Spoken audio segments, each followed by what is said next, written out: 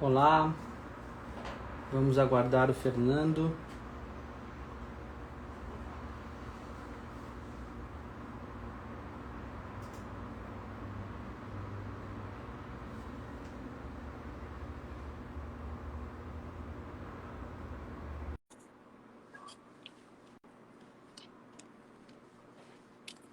Oi, Kátia. Oi, Ju. Oi, Robert. Muita gente conhecida. E aí, Fernando, beleza? E aí, doutor Luiz, tudo certo? O doutor tá no céu, cara. Tudo certo. Não, tudo bem. Nós estamos entre amigos, não tem problema. Isso Luiz, aí. e aí, pronto para o nosso bate-papo de hoje? Vamos lá, com certeza. Que hoje, não tem dúvidas, é o assunto que mais gera essa sobrecarga no cuidado, a dificuldade de estar ao lado, também de entender o que é a demência, como ela funciona, como lidar com a situação, entender também que nem tudo se resolve com um comprimido, mas que muito vem da mudança do familiar que cuida. Acho que essa temática é bem transformadora para quem está enfrentando esse momento. E diga lá. Isso aí, na verdade, as alterações comportamentais, né, secundárias a transtornos neurodegenerativos é uma das razões de ser da Hope, né? Para isso que a gente está aqui, eu, tu, todo o time, a Mel, o Lucas, todo mundo, a Mayla, todo mundo que trabalha na Hope. E a ideia dessa conversa é também poder produzir algum conteúdo informativo, né, com uma linguagem bem informal, para poder colocar as pessoas no entendimento mínimo aí dessas situações que são bem difíceis. Queria me apresentar, né? Já tu é famoso, mas eu não. Eu já ia te Então, apresentar agora, mas vai lá. Já assumiu a frente da live, já assumiu a frente da live.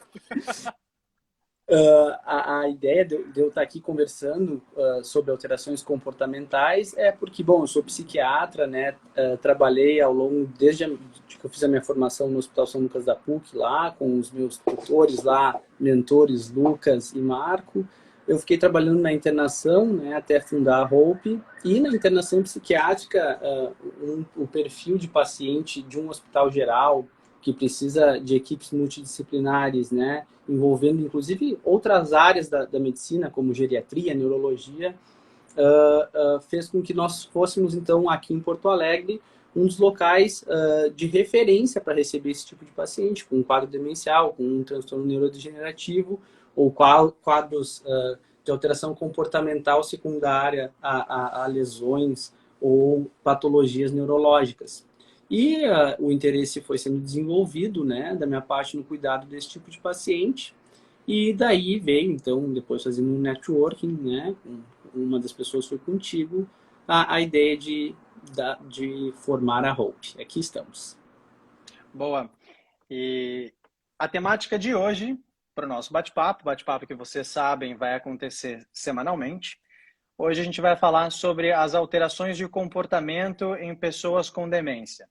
Se você tem alguém em casa passando por um diagnóstico como o Alzheimer, como uma demência frontotemporal, dentre outras, você já passou por algum momento de agressividade, uma explosão, algo que não era típico daquela pessoa, que gera estranheza, ou uma apatia, as alterações naquele momento do sono, passou a dormir muito mais, muito menos, durante as refeições, e outras várias que a gente vai passar aqui hoje nessa conversa por várias delas, mas depois, ao longo das semanas, a gente vai fazendo lives específicas e aprofundando um pouquinho mais cada uma dessas temáticas dentro das alterações de comportamento.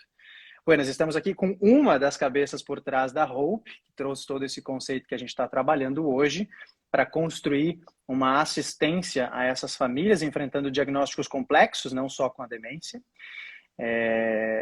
Peço já que todos que não seguem ainda a Hope sigam no Instagram, para que vocês possam ativar sempre os lembretes para as lives que acontecem todas as quintas-feiras, às 19h30. Mas vamos começar logo, que o povo não segura muito, você sabe. Eu vou começar te perguntando, Luiz, acho que é legal a gente entender isso. Eu, quando cuidei da minha avó, não sabia exatamente por que isso acontecia. Então, vamos começar estabelecendo aí esse entendimento. Por que a demência altera o comportamento do idoso diagnosticado? O que acontece? Bom, acho que é bom começar falando, né, Fernando, que Cara, o cérebro é a central de controle das nossas emoções, né, dos nossos pensamentos, do nosso humor, da forma como a gente interage com o mundo e com as pessoas. E essa central de controle, ela tem que funcionar perfeitamente para gerar o que a gente chama hoje de temperamento, personalidade. Bom, aí depende da linha, da vertente científica que estuda, né, o comportamento humano. Mas, se a gente imaginar que essa central de controle fosse, de repente, grupo, um sistema elétrico, né? Se algum fusível dessa central de controle passa a funcionar de uma maneira desordenada com o resto, obviamente isso reflete nas nossas emoções, né? Nos nossos sentimentos, na nossa percepção do mundo, na forma como a gente enxerga, sente, e isso que gera, então, as alterações do comportamento nas demências. Também, né, então, esse é a principal causa de alteração do comportamento nas síndromes demenciais. Mas existem também outras duas formas, né, que a literatura diz que o comportamento pode mudar. E uma também, e uma delas é justamente o ajuste, né, a forma como a gente reage diante de situações difíceis, né? Então, porque um paciente que começa um quadro demencial, ele também sofre por estar percebendo isso, né? A demência tem estágios, então, quando no estágio inicial ou moderado, a pessoa percebe de algumas rateadas que ela acaba dando, tanto na percepção, na ausência da memória, e isso também molda o comportamento dela, faz com que o comportamento dela passe a ser outro, né, diante dessa dificuldade que ela está enfrentando. E, além disso, um cérebro que está passando por uma terceira causa das alterações comportamentais associadas à demência é a sensibilidade de um cérebro que está passando por um transtorno neurodegenerativo.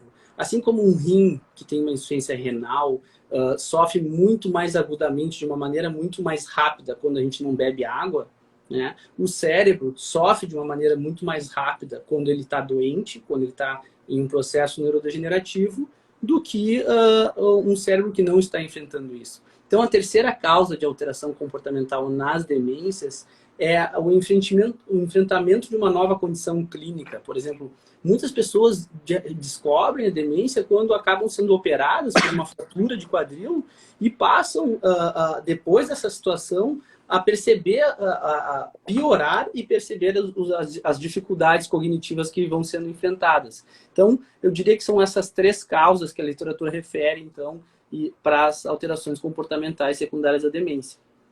A gente sempre, claro, quando a gente escuta falar em Alzheimer, a gente já imagina algo extremamente complexo, como é o diagnóstico em si, mas às vezes a gente pode simplificar um pouquinho mais o cenário. Por exemplo, né, as pessoas costumam acreditar que toda alteração no comportamento do idoso demenciado, ele é uma consequência direta do diagnóstico, quando muitas vezes é uma consequência indireta, né? Aquele idoso, imaginem se vocês tentando por 20 minutos lembrar de uma palavra que vocês sabem que está ali em algum lugar, vocês tentam lembrar essa palavra, vocês não conseguem. O que impede vocês de seguir um diálogo com outras pessoas que, de repente, ficam se olhando e pensando, será que tem alguma coisa acontecendo?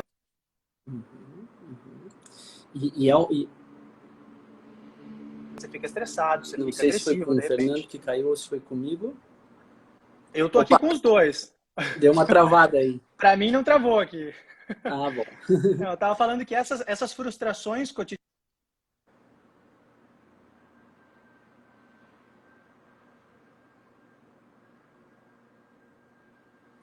Será que é comigo? De repente, vou desligar aqui a internet dos computadores.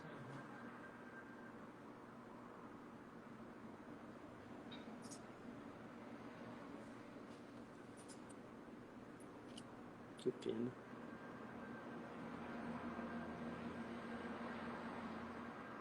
Mas acho que foi o Fernando que caiu, né? Eu tô aqui ainda. Bom, pessoal, vamos esperar o Fernando aí. Acho que o Fernando deu uma caída. E aí, Fer, acho que foi tu que caiu, cara. Fê, eu caí agora? Para mim não travou nada aqui, de repente eu já não estava mais lá. Buenas, vamos seguindo. Luiz, eu estava comentando que óbvio que gera uma frustração tamanha, né? Tentar lembrar uma palavra, tentar se comunicar quando a gente não consegue dentro daquelas características da comunicação verbal que todo mundo está acostumado, né? Quando a gente não consegue manter esses diálogos ou entender aquilo que está sendo dito, claro que a gente fica agressivo, a gente fica estressado, a gente fica agitado, a gente quer sair da sala, a gente não quer mais se envolver em outros grupos sociais, porque tudo isso frustra muito a nossa reação, né? E acaba mudando o nosso comportamento por uma consequência indireta da doença, e não necessariamente uma consequência biológica, né? Uhum, uhum. É uma cascata, né? Tu imagina, assim, uma pessoa que sempre foi vista por uma pessoa, por ter uma memória afiadíssima, né? E todo dia ela percebe que perdeu o fio da memória, né? Então, é uma cascata, daí as pessoas passam a lidar com ela de uma maneira mais infantilizada, né? Não vamos pegar a opinião dele porque ele está batendo biela, ele não está tão bem. Então, isso é uma das causas das alterações comportamentais nas demências Alzheimer e outras demências, que é a reação ao enfrentamento das dificuldades da demência, né? Isso. E, Luiz, quais são os principais... A gente está falando de alterações comportamentais. Uhum. Muita gente deve estar se perguntando o que são esses comportamentos. Você consegue elencar eles, pelo menos dar alguns exemplos de quais são os mais característicos, assim?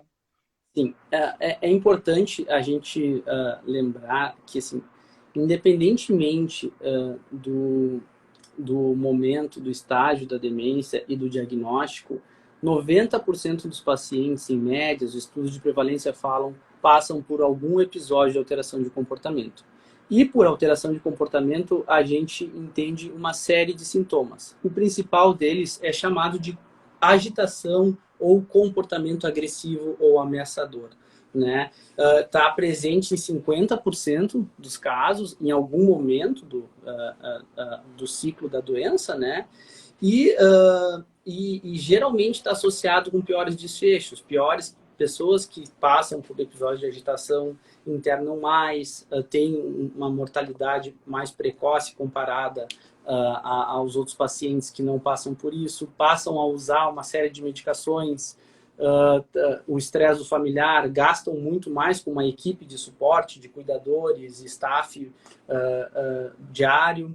Então, uma das principais alterações comportamentais é a agitação, a irritabilidade. A segunda, tu já falaste, que são os sintomas emocionais relacionados à insegurança e à ansiedade do diagnóstico da demência, né? Que é esse cara que está se dando conta das dificuldades, mais no estágio inicial, e que aí passa a enfrentar uma situação de reação aguda ao estresse por estar vendo isso, né? E, consequentemente, pode, inclusive, se deprimir ou desenvolver um transtorno ansioso, que são outras duas alterações também comportamentais secundárias da demência, então, a depressão e a ansiedade. Outra alteração comportamental também considerada é a apatia e a indiferença, que a gente pode conversar, se tu quiseres, é diferente de depressão, né? E é muito frequente a apatia, principalmente em pessoas que estão transitando de entre estágios, né? Estágio inicial para moderado e moderado para avançado da demência. Também a gente tem alterações secundárias a quadros mais médicos ou orgânicos, que é o delírio, né?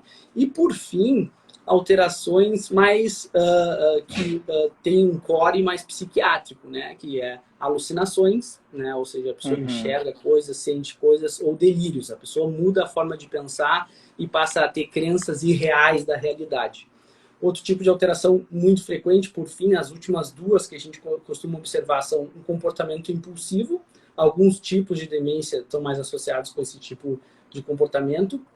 A pessoa pode se desinibir também, ela fica mais impulsiva, age como a gente chama, né, o cérebro reptiliano, né? O réptil, ele não tem córtex pré-frontal, então ele só reage ao instinto, né? Se ele está ameaçado, ele morde, ele ataca, né? E a pessoa com demência, quando ela está com algumas dificuldades frontotemporais, ela também pode agir dessa maneira mais desinibida, mais impulsiva, pode ficar mais hiperexcitada, se expor sexualmente, desinibida, com afeto inadequado, né? As pessoas costumam dizer, tá mudando, não é mais a mesma pessoa que eu conhecia, né?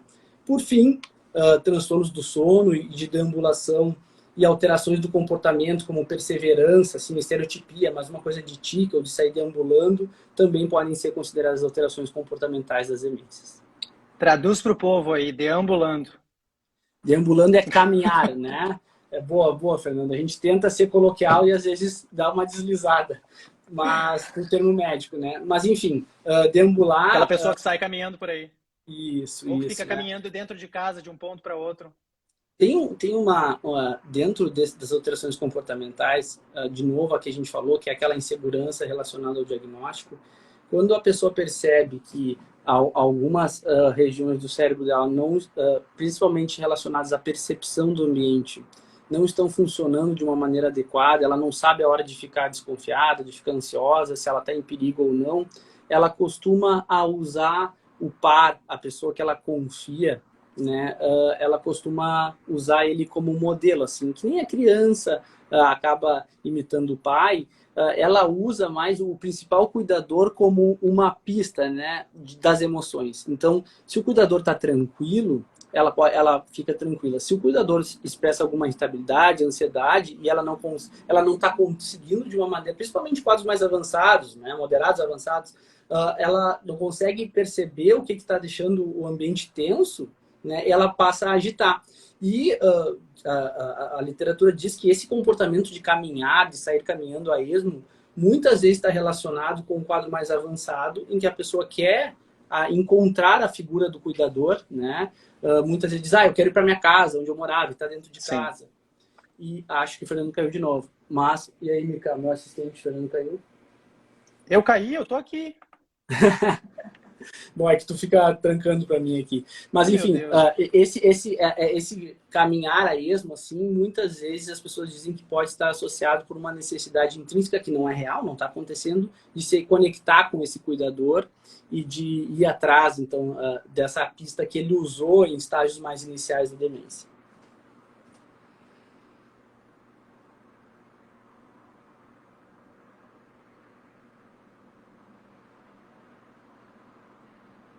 Tu desconectou da internet aí, Mica?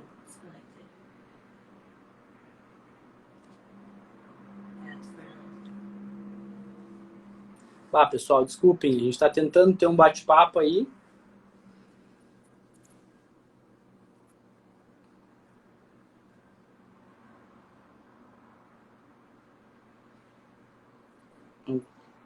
Olha, eu vou fazer o caminho inverso. Eu desliguei o Wi-Fi e vou tentar o 4G. Será que tá melhor agora? Vamos ver, vamos ver. Da próxima vez eu vou chamar a Mayla. Nem volta. Ele nem volta daí. Já vai direto para RH. Não, vamos tentar agora, vamos tentar. Você estava falando uma coisa importantíssima, né? Que a pessoa com diagnóstico da demência, ela se espelha muito no cuidador, né? E ela vai manifestar uma emoção muito em consequência do que ela está lendo, do que ela está traduzindo daquele ambiente, da casa, das relações da casa. Uma coisa que eu sempre digo para os familiares é que o sorriso é uma linguagem descomplicada, né? Uhum. Muitas vezes aquilo que é dito, ele deve ser administrado, deve ser entendido, deve ser... A gente tem que elaborar uma estratégia para o que eu vou falar agora, fugir uma palavra, qual é a outra palavra. Mas o sorriso é uma linguagem muito fácil de entender. E...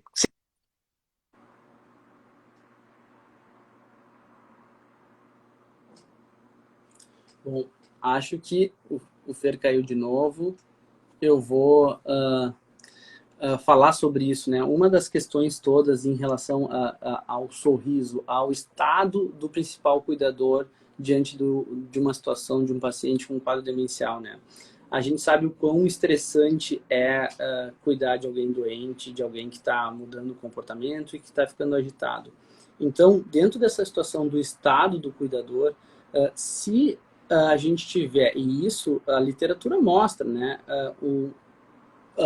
Cuidadores, de certa maneira, mais consistentes na forma de cuidar, que não são muito hiperreativos à situação do ambiente, que acabam, de alguma maneira, se controlam em relação à raiva e ao estresse que gera algumas dificuldades do cuidado.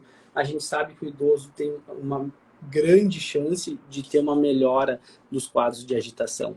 Porque qualquer mudança, desde no cuidado, mudar o cuidador, ou o próprio cuidador passar a ficar mais irritado, mais impaciente, de repente o cuidador é o que a gente chama de cuidador profissional, né? Contratado e está enfrentando um problema familiar, por exemplo. O idoso, mesmo que não consiga expressar isso, ele sente, né? E passa a ficar mais agitado. Mudanças de ambiente também são responsáveis por essas alterações comportamentais. E em quadros mais avançados, a mudança do dia, né? A gente chama de efeito do pôr do sol, síndrome do pôr do sol, que é o entardecer, como o ciclo circadiano do cérebro de um paciente com demência pode também estar... O cérebro de um paciente com demência, a área dele que interpreta, né, que o sol está se pondo, que agora já está de noitezinha, ela para de funcionar de uma maneira adequada e o paciente nesses momentos tende a ficar mais agitado. As famílias nos procuram muitas vezes querendo medidas farmacológicas, né? Poxa, eu preciso de um remédio para dar à tardinha pro meu pai, para minha mãe, pro meu irmão, porque à tardinha ele fica muito agitado, irritado, não quer comer, não quer tomar os remédios, e eu preciso de algo que melhore ele, né? E na verdade, todos os ensaios clínicos mostram que existe um tamanho de efeito, ou seja, que esses remédios testados, e se testou melatonina, se testou quetiapina, antipsicóticos, se testou antidepressivos, canabidiol, e até então nenhum estudo mostrou assim, nossa, esse remédio muda a realidade da situação, esse remédio vai resolver tudo. Né? A melatonina é um dos que tem evidências positivas em relação a isso, porque ela atua justamente nessa circuitária relacionada ao entardecer e ao amanhecer, a percepção da variação do dia, mas, por fim, o que acaba funcionando são as medidas comportamentais, é sacar o paciente e entender como que ele reage e de que forma que ele pode, de alguma maneira, não reagir a essa situação em que ele fica desconfortável de uma maneira tão intensa assim. Nesse sentido, eu recomendo que vocês acompanhem a doutora Ellen Kales. Ela criou, né, um treinamento, na verdade, é um treinamento pago, né, que se chama DICE, né, um acrônimo de D-I-C-E. Né? E nesse acrônimo DICE, ela, na verdade, ela dando uma entrevista, ela disse, eu estava cansada de ver pacientes super sedados quando agitam, né, pacientes com demência que agitam, que ficam agressivos, desinibidos, irritados, e a gente acabava sedando eles. E ela desenvolveu um protocolo fácil de aprender, que não é feito por médicos nem enfermeiros, pode ser feito por qualquer pessoa, tá? Que nada mais é do que descrever o tipo de agitação, né? Tentar entender o contexto dela, criar situações de mudanças, ou seja, o pai adorava futebol, quando eu boto lá no YouTube, nos vídeos do Grêmio, ele sossega. Quando a gente comenta que vai ter uma visita de uma pessoa que ele gosta muito, que foi amiga dele ao longo da vida, ele fica mais atento, de repente a gente pode ligar e fazer uma videochamada. Então, criar situações que são personalizadas e adaptadas. Essa é a grande dificuldade e esse é um dos motivos do porquê que os nossos ensaios clínicos em neuropsiquiatria, em intervenções ambientais nas demências, falham muito, né? Tem várias intervenções, por exemplo, musicoterapia, terapia do toque, terapia com luz, né? Só que um ensaio clínico, para vocês entenderem, primeiro que ele é muito caro para fazer um estudo para provar que certa intervenção funciona, né? Por exemplo, para alteração do comportamento, que é o tema dessa live. E para fazer um ensaio clínico, eu tenho que pegar um monte de gente, né, com um certo diagnóstico, como Alzheimer, né, numa determinada fase do Alzheimer, porque eu não posso comparar coisas muito diferentes, uma paciente que está iniciando com uma paciente que está em um estágio avançado, e aí eu vou testar uma intervenção. Porém, essa intervenção não é adaptada, né? Então eu vou, por exemplo, testar musicoterapia com todos os pacientes versus o cuidado comum, que eu já fazia e que não funcionava. E aí eu vou ver se a música funciona ou não. E aí é claro que nessa situação não funciona no estudo, porque tem gente que não gosta de música, tem gente que não gosta de toque, tem gente que não gosta de luz. A solução, então, para essas medidas ambientais, elas têm que ser adaptadas. E aí, para pacientes que não moram em casa, que moram em residenciais, está o problema, né? Porque um residencial geriátrico, ele tem um número X de pessoas responsáveis por 2, 3, 4 idosos, e com o tempo isso vai se aprendendo. Então tem que treinar muito, né? As pessoas envolvidas no cuidado de um paciente portador que convive com a demência, na verdade, para poder, de certa maneira, conseguir achar a solução para cada tipo de paciente, né? Então, essa é uma das dificuldades.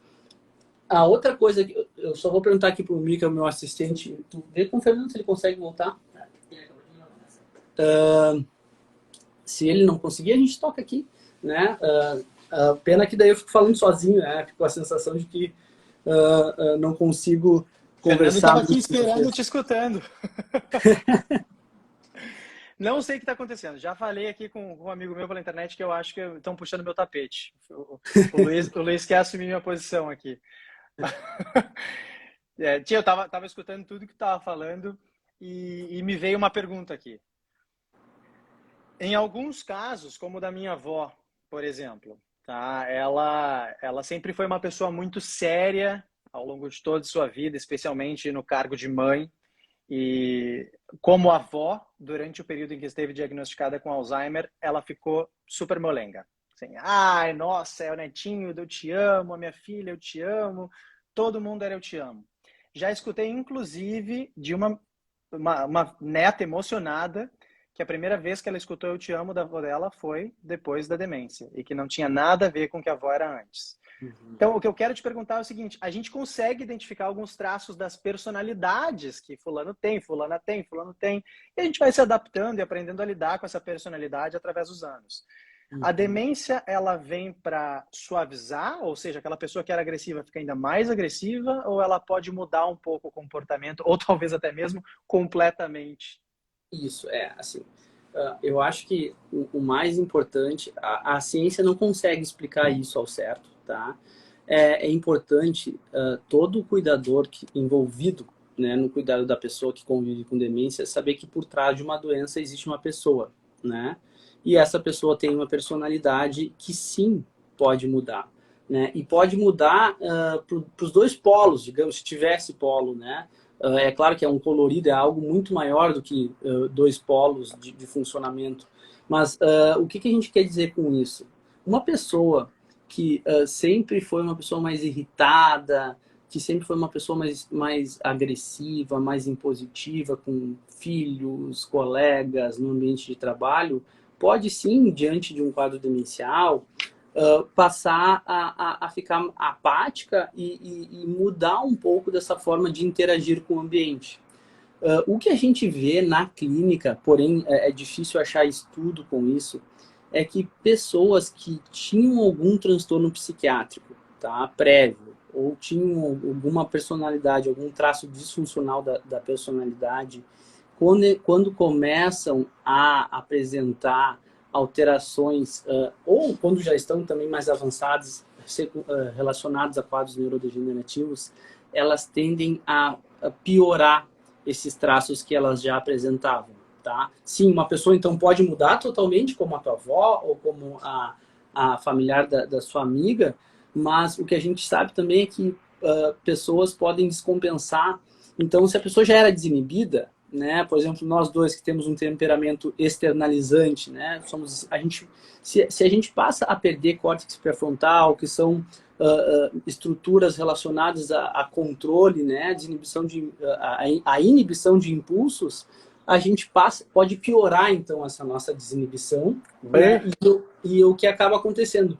E dentro desse contexto, Fernando, eu acho que é importante trazer que é algo que ainda é discutido, não é um diagnóstico formal, né? O que a gente sabe, assim, que quem está iniciando um quadro demencial, tá, começa a apresentar déficits cognitivos antes do próprio diagnóstico, né?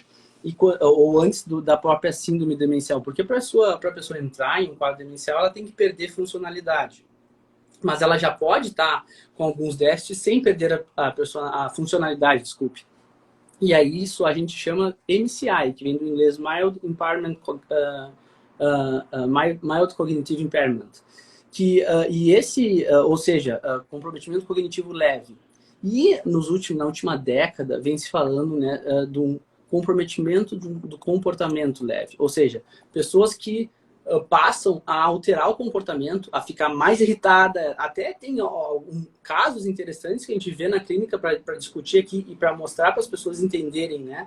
Se a pessoa muda e não existe uma doença, uma depressão, né, um quadro psicótico claro, bipolaridade, a pessoa nunca teve nada disso, é importante pensar assim, né? Nossa, será que o que está acontecendo? E uma das hipóteses diagnósticas, sim, é um comprometimento comportamental inicial secundário ao que vai acontecer, que é uma neurodegeneração, porque muitos desses pacientes, assim como no comprometimento no CCL, comprometimento cognitivo leve, a pessoa pode desenvolver demência ou não, no comprometimento comportamental leve também. Mas o que os estudos mostram? Que algumas pessoas que começam com essa alteração de comportamento já têm marcadores biológicos, o cérebro já tem lá proteína beta-amiloide, que está relacionado com o desenvolvimento de Alzheimer, por exemplo, depósito dessas proteínas no cérebro. Então já tem alterações estruturais que sugerem um processo neurodegenerativo. Pera aí. Foi tudo muito rápido, foi muita informação em pouco tempo. Então claro que a gente está acostumado a pensar, a gente tem essa tendência que os esquecimentos vão ser o primeiro sintoma da demência. Ou de um diagnóstico, enfim, a confusão cotidiana, um diagnóstico de doença de Alzheimer. Mas pode ser que, aí tu me corrige se eu estiver errado, pelo que eu entendi, que as alterações no comportamento, então alguém que está ficando mais apático ou que está ficando muito mais agressivo, hipersexualizado, talvez essa alteração no comportamento seja o primeiro sintoma? Com certeza. E hoje em dia, assim, o esforço, os grants, os prêmios, né, para os pesquisadores, eu não sou um pesquisador da área, sou um clínico, né, mas a gente acompanha aí os congressos e muitos desses esforços então, no diagnóstico, em tentar achar formas de diagnóstico precoce, né? E além, principalmente os marcadores biológicos, se tenta entender os marcadores biológicos através de marcadores de substâncias que vão detectar, então, que está ocorrendo um processo de deterioração cerebral, seja através do sangue, do líquor ou de uma imagem, tá? É isso que a gente faz, já existe algo do tipo já para se fazer, né? Mas tem que ter uma clínica para se fazer essa investigação. Só que o que os estudos mostram, e muitas pessoas, daí a gente vê na clínica isso aqui, podem comentar até, assim, ó, muitas pessoas dizem, bah, a mãe hoje tem Alzheimer, o pai hoje tem demência frontotemporal, e antes do diagnóstico a gente viu que ele teve um episódio depressivo horroroso, que nenhum remédio funcionou, ou ele passou a ficar mais ansioso, com sintomas de toque, todo obsessivo, com algumas crenças meio estranhas, assim, achava que estavam fazendo macumba, ou ficou super desconfiado, ficou meio ciumento, né? Ficou achando que o pai e a mãe sempre foram super fiéis um ao outro, e daí ele começou com uma ideia paranoide, de que ela estava traindo ele. Então, se mostra tanto na clínica quanto nos estudos que sintomas psiquiátricos, sim, eles podem preceder ou até ser um dos primeiros sintomas de um quadro neurodegenerativo. Você falou em crenças absurdas, crenças estranhas. Aí a gente está numa fase da história que dá para diagnosticar muita gente, hein? Se fosse esse o único critério, sim, concordo. Não, e agora com certeza o pessoal vai começar a pensar, né? Poxa, mas fulana teve aquele momento antes do diagnóstico, ou até mesmo quem não teve o diagnóstico ainda. E a gente escuta muito, tu deve escutar isso no consultório. Minha mãe teve uma depressão que desencadeou o Alzheimer, ou seja, o Alzheimer foi causado pela depressão. É isso que as pessoas têm em mente. Muito provavelmente porque elas já estão fazendo essa linha cronológica. Ela não começou a esquecer, ela teve esse comportamento estranho, essa situação que não sei por que ocorreu, e na cabeça deles foi o que ocasionou toda a doença, né? E na verdade, agora com essa explicação faz muito mais sentido. E na verdade, para a própria ciência ainda é confuso, porque a depressão, por outro lado, é um fator de risco, né? Transtornos neuropsiquiátricos, mesmo na ausência da evidência de uma neurodegeneração, na ausência de um marcador desses que eu falei, eles também, pessoas que têm transtornos neuropsiquiátricos, principalmente depressão e isolamento social, dentre outros, né? Existem 12 fatores de risco aí famosos, né? Da doutora Gil Livingston, para quem quiser procurar na internet, é bem famoso esse estudo, foi atualizado agora, no passado, e ele mostra que existem 12 grandes fatores de risco para as demências, e desses, o isolamento social e a depressão, comprovadamente, pessoas que passam por isso em algum momento da vida têm mais risco de desenvolver síndromes demenciais, né? Então, é confuso, porque se tu tem depressão antes, tu está em risco. Se tu tem depressão no momento da neurodegeneração, tu pode estar iniciando o quadro e tu não sabe. E a depressão é um diagnóstico comórbido, ocorre junto com a demência também em qualquer estágio da doença no futuro. Então, quando a gente recebe um paciente no consultório, a gente tenta ensinar isso para a família para poder se entender, porque além dessas 3 condições, tem a reação ao diagnóstico que pode também provocar um quadro depressivo que não tem uma relação, né, com a neurodegeneração. Legal. Luiz, nós recebemos 2 perguntinhas ali. A Nicinha perguntou se essa live vai ficar gravada. Sim, vai ficar no perfil da Hope Neuropsiquiatria. Vocês podem, inclusive, conferir as outras lives de outras semanas.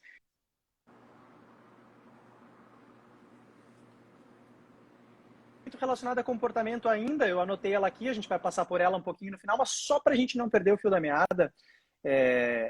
Luiz, uma resposta rápida. Na tua perspectiva clínica, qual é o Trancou. Caiu, Fer.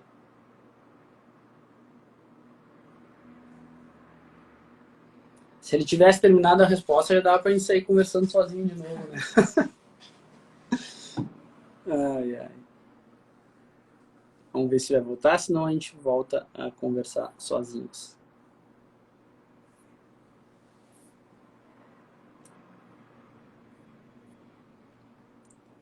Fernando, da próxima vez tu paga a operadora de internet aí, né? Seja qual for a que tu usa. Bom, pessoal, o que mais que a gente pode conversar sobre alterações do comportamento, né? Dentro do que eu vi algumas perguntas aqui, né? Tem uma pergunta polêmica em relação aos benzodiazepínicos. Os benzodiazepínicos, eles estão, sim, no rol de medicações usadas, principalmente para transtornos do sono, nos quadros demenciais, e a gente não sabe, porém, eles estão associados a uma piora cognitiva, até em pacientes que não têm quadros demenciais, né, em pacientes que não apresentam nenhum transtorno neurodegenerativo, esses pacientes também ficam com uma diminuição cognitiva, tanto de domínio de atenção, como de função executiva, quando em uso de benzodiazepínico. Então, sabendo isso, a gente acaba não usando essas medicações. E via de regra, né, o último guideline da Associação Psiquiátrica Americana para manejo farmacológico na demência sugere que outras medicações também sejam a última via de escolha, porque os estudos mostram que aumenta muito a mortalidade relacionada a quedas, a desfechos relacionados, por exemplo, aumenta a glicemia, ficam cardiopatas, ficam dislipidêmicos os pacientes. Mas na vida real, olha, é muito frequente em algum momento, né, a gente lançar a mão. Uma coisa que é importante se saber é que esses remédios, principalmente antipsicóticos, vou citar alguns aqui para familiares, por exemplo, poder pensar assim, quetiapina, risperidona muitas vezes é usado, olanzapina, quadros às vezes refratários se usa clozapina, mas esses antipsicóticos se preconiza que diante de uma alteração comportamental que se use por no máximo 6 meses, né? Então, tentar ver assim, porque via de regra a família pensa assim, é um remédio para demência, então tem que tomar a vida inteira, porque é uma doença crônica, não tem cura, não vai mudar, então tem que tomar esse remédio, porque esse remédio vai ajudar. E na verdade, não.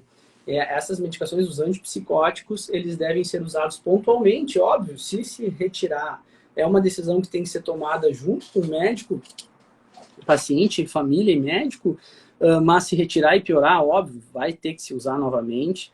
Porém, vale a pena tentar retirar, porque diminui vários desfechos negativos. Diminui as pessoas que usam menos antipsicótico ou que não usam, morrem menos, as pessoas com demência, né, do que as que usam.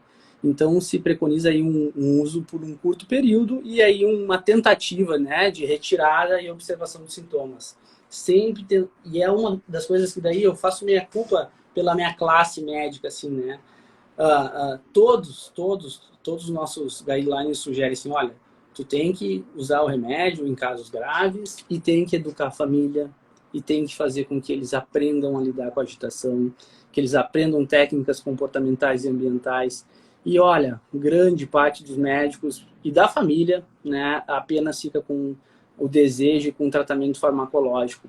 E infelizmente não é por aí que a ciência tem mostrado que a coisa funciona, né? Andando mais adiante na agitação e na alteração do comportamento, falando mais assim de um episódio agudo, assim, o idoso ou a pessoa portadora, a pessoa que convive com demência, venha num comportamento adequado ou padrão dela, fácil de lidar, conseguindo conviver e fazer as atividades diárias dela, da qual ela estava habituado, e de um dia para o outro ela passa então a ficar mais agitada, irritada, agressiva, delirante, desconfiada. É muito comum algumas síndromes, né? Não sei se o nome interessa, mas vou falar que tem pessoas que passam a acreditar que tem bichinhos na pele que estão andando pelas veias, e passam inclusive a se cutucar, a se picar para tirar a pele, né? O nome se chama síndrome de Ekbom. Ou o que eu falei, né, do ciúmes da mulher, do esposo, do filho, que é a síndrome de Otelo, que é um delírio de ciúmes, né? E então, essas alterações do pensamento, achar que tem bichinhos, ficar desconfiado, elas passam, se são mais agudas, a família tem que atentar, não sair dizendo, isso aí é da demência, é neurodegeneração, lá a gente leu, a gente ouviu que isso pode acontecer.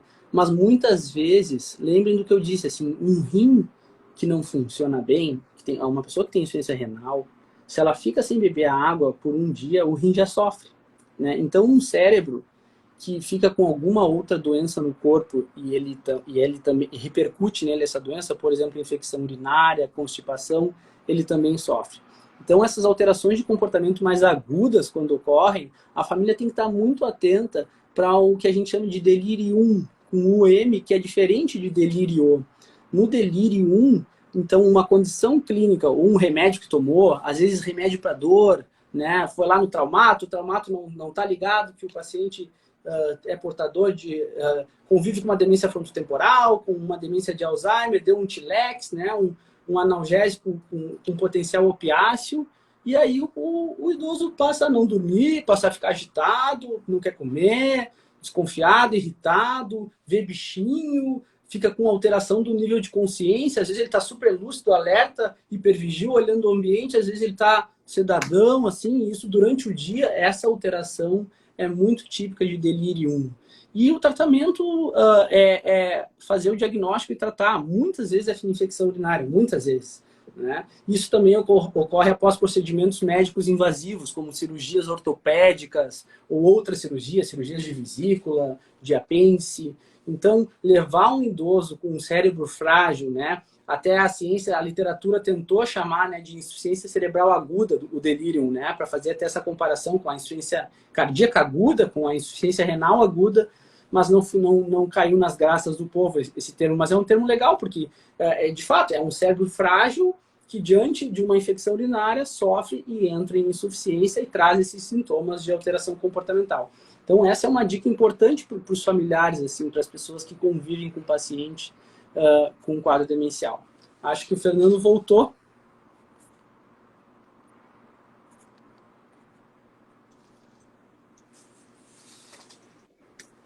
Estava me ouvindo ou não? Claro, óbvio, estava aqui te escutando. Não, eles estão tentando me derrubar de todas as formas possíveis, mas eu estou aqui, me mantenho firme. Não sei o que está acontecendo.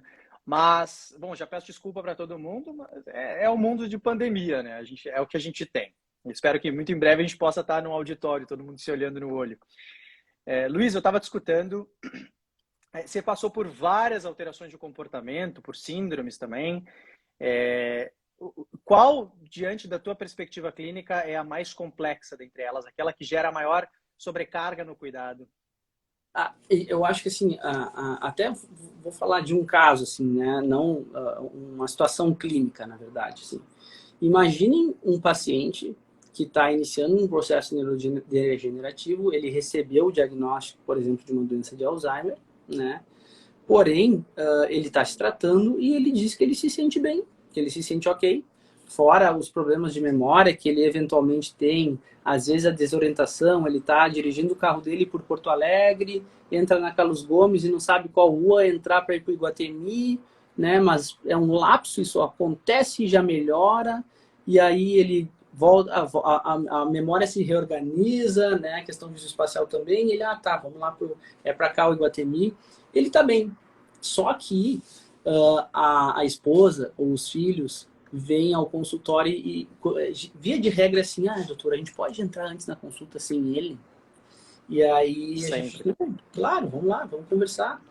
E aí vem, então, essa queixa, né, da família. Por isso, né, que é importante, sim, a família, nesses quadros mais crônicos, estar presente no tratamento. A gente pode e deve ter um ambiente para o paciente a sós com o médico, principalmente se ele desejar, mas também tem que incluir a família nos cuidados médicos, né, e na investigação, na avaliação médica.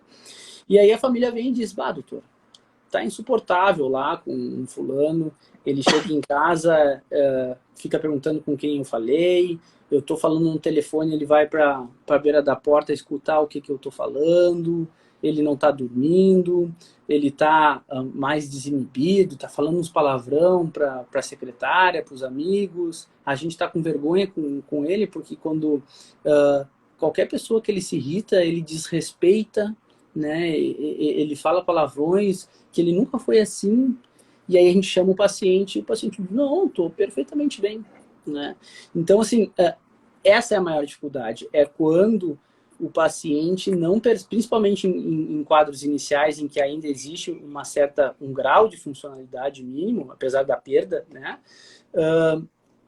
Que o paciente não tem o juízo crítico dessa situação, sabe? Porque aí o que acontece é um trabalho árduo, né? Eu vi aqui o Anderson comentar o quão difícil, o quão trabalhoso é cuidar do manejo ambiental, né? E de fato é mais fácil, então, se tivesse um remédio que resolvesse, seria mais fácil. Seria muito mais tranquilo.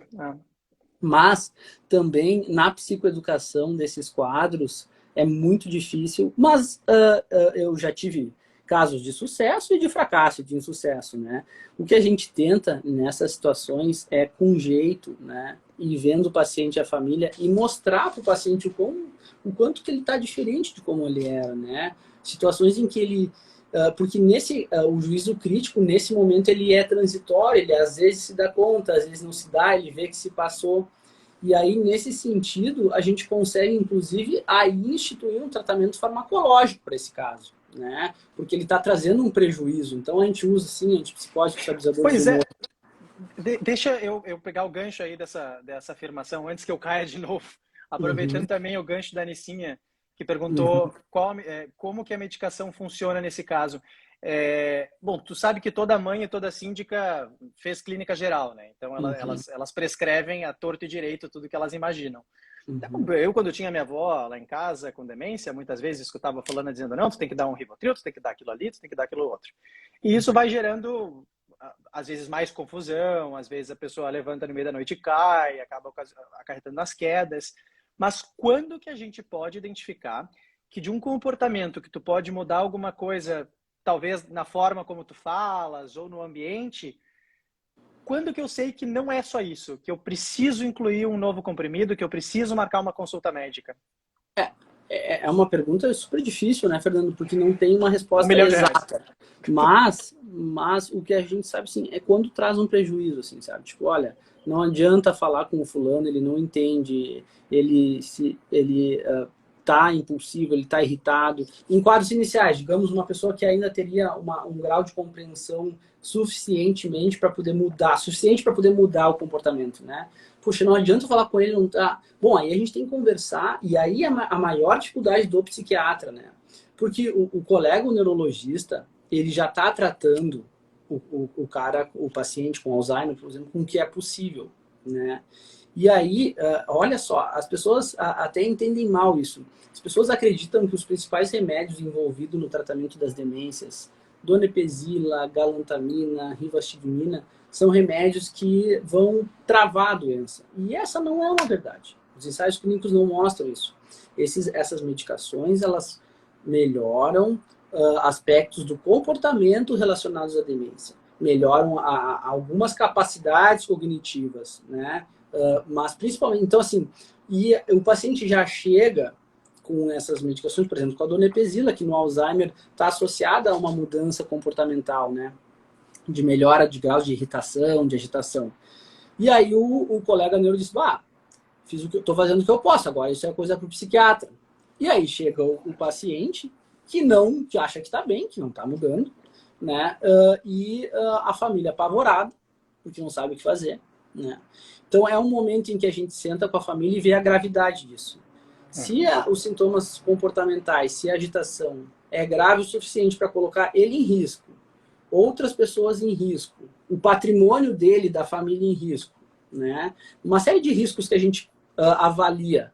E se existe algum deles, o tratamento é num ambiente seguro, né? Levar essa pessoa, infelizmente, para um hospital porque ele está em risco. Mas a maior parte dos casos não, né? E aí, apesar de não existir o risco, pode existir um prejuízo, né, no dia a dia. Puxa, já brigou com todo mundo, o porteiro nem olha mais pro cara, porque ele sempre xinga o porteiro, né? Então, puxa, nós vamos ter que convencer essa pessoa de que além do remédio do neuro, porque o remédio do neuro as pessoas tomam, o remédio do psiquiatra não. Né? Então, além do remédio do neuro, que sim ajuda nos sintomas, né, nessa agitação, nas coisas que podem acontecer associadas às demências, talvez seja necessário algo mais. E nesses casos a gente acaba usando, né, ou estabilizadores do humor, algumas vezes antidepressivos e algumas vezes antipsicóticos. Antipsicóticos, principalmente por um período curto de tempo.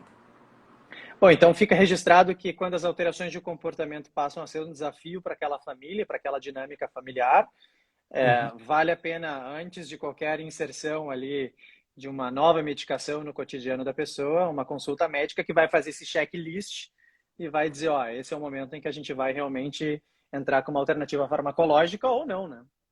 Fernando, até porque, assim, infelizmente, uma das coisas que a gente faz na consulta de avaliação de um fármaco é diminuir a expectativa da família, né?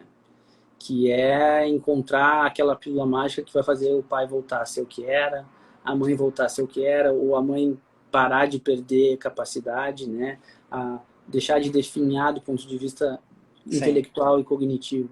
E não existe isso, infelizmente, né? Alguns remédios, de fato, mudam o desfecho das coisas, mas principalmente nessas coisas de impulsividade e principalmente em pessoas que já tinham transtornos psiquiátricos prévios, por exemplo, transtorno bipolar, né? Prévios ao quadro demencial. Mas via de regra, a gente tem que acabar diminuindo um pouco a expectativa da família. Luiz, acho que tem duas perguntas. Nós temos 7 minutinhos. Eu queria muito fazer essas duas perguntas. Uma delas sobre aqueles quadros reversíveis, mas que também trazem alguns sintomas da demência, como essas alterações no comportamento, uma pessoa que de repente ficou muito apática ou de repente ficou muito agitada. Existem quadros reversíveis, né? Até mesmo para confusão mental. Existem. Alguns remédios. Fala um pouquinho sobre esses quadros. Sim. Então, assim, primeiro para pessoas que não têm diagnóstico, né? Eu vou citar 3 situações aqui clínicas, né? Um colega médico me pediu ajuda, Luiz, eu acho que o pai está demenciando, vou trazer ele lá da cidade que ele mora para tu dar uma olhada aí, as coisas não estão bem, né? E aí a pessoa chega, né?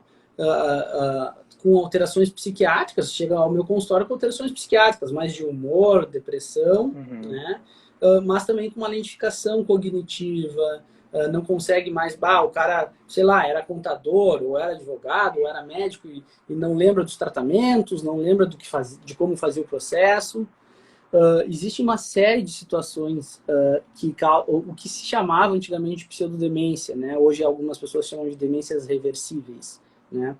E não foi uma nem 2 vezes que isso foi visto, tanto no hospital, lá onde eu trabalhei com o Lucas, tanto quanto no consultório.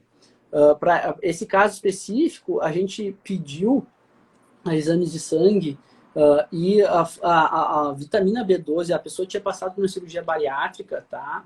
E não tinha feito a reposição de vitaminas que um bariátrico tem que fazer, porque tiram uma parte ali do intestino, que é a parte que absorve as vitaminas dos alimentos. Então, todo bariátrico tem que tomar algum tipo de suplemento, principalmente de B12, né? Porque o intestino não absorve depois da cirurgia.